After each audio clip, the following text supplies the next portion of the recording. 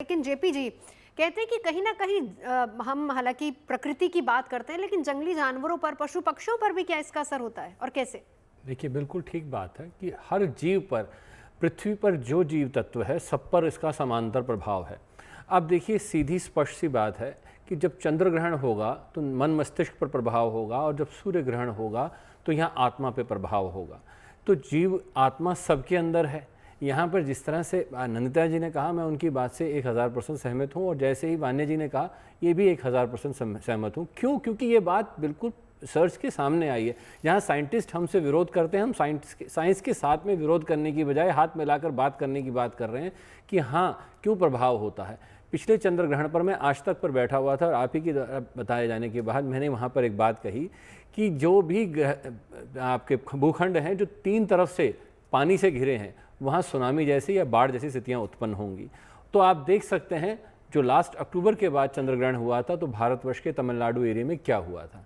तो मेरे उस प्रेडिक्शन का मजाक उड़ाया गया, कहा गया कि नहीं जी, ऐसा कहाँ हो सकता है, सुनामी जैसी परिस्थितियाँ कहाँ उत्पन्न हो जाएंगी। तो देखिए, ये बात समझने योग्य है कि हर ग्रहण का प्रभाव क्यों आ रहा है।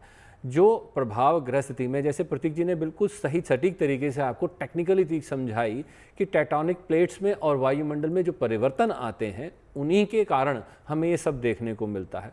तो देखिए, जब ये वातावरण में आ रहे हैं तो हर जनमानस पर इसका प्रभाव आएगा, जीवात्मा पर इसका प्रभाव आएगा।